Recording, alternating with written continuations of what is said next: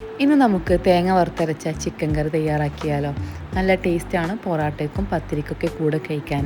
അപ്പോൾ എങ്ങനെയെന്ന് കണ്ടാലോ. പാന് ചൂടായി വരുമ്പോൾ നമുക്ക് സ്പൈസസ് ഇട്ടൊന്ന് ചൂടാക്കിയെടുക്കാം. അതിലേക്ക് തേങ്ങ ചിരവിയത് ചേർത്ത് നന്നായിട്ടൊന്ന് ഗോൾഡൻ ബ്രൗൺ നിറമാവുന്നത് വരെ ഇളക്കി കൊടുക്കാം. അതിലേക്ക് കുറച്ച് വേപ്പില ഇട്ട് കൊടുക്കാം. ശേഷം പൊടികളായി 2 ടേബിൾ സ്പൂൺ മല്ലിപ്പൊടി, 1/4 ടീസ്പൂൺ മഞ്ഞൾപ്പൊടി, 1 ടേബിൾ സ്പൂൺ മുളക് പൊടി എല്ലാം കൂടെ നന്നായി ചേർത്തിട്ട് മിക്സാക്കി എടുക്കാം. ശേഷം അതിലേക്ക് കുറച്ച് വെളിച്ചെണ്ണ കൂടെ ചേർത്ത് ഒന്നും കൂടെ മിക്സാക്കി മാറ്റി വെക്കാം.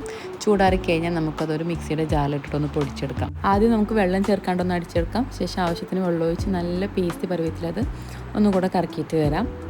ശേഷം കറി തയ്യാറാക്കാൻ വേണ്ടിയിട്ട് കുക്കറിൽ വെളിച്ചെണ്ണ ഒഴിച്ച് ചൂടായി വരുമ്പോൾ കുറച്ച് പെരിഞ്ചീരകം ഇട്ട് പൊട്ടിച്ചു കൊടുക്കാം. അതിലേക്ക് ഒരു മീഡിയം സൈസ് സവാള, 2 പച്ചമുളക്, 1 ടേബിൾ സ്പൂൺ ഇഞ്ചി വെളുത്തുള്ളി പേസ്റ്റ്, 1 തക്കാളി, ആവശ്യത്തിന് ഉപ്പ് എല്ലാം കൂടെ ചേർത്ത് നന്നായിട്ട് വഴറ്റിയെടുക്കാം.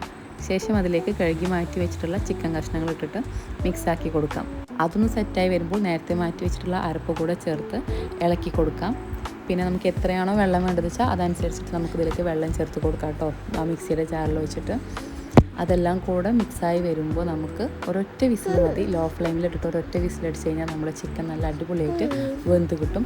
ശേഷം കുറച്ച് ഗരം മസാല കൂടെ ആഡ് ചെയ്തിട്ട് നമുക്ക് ഫ്ലെയിം ഓഫ് ചെയ്യാം. വേറെ തൂമിക്കേണ്ട ആവശ്യങ്ങളൊന്നും വരുന്നില്ല.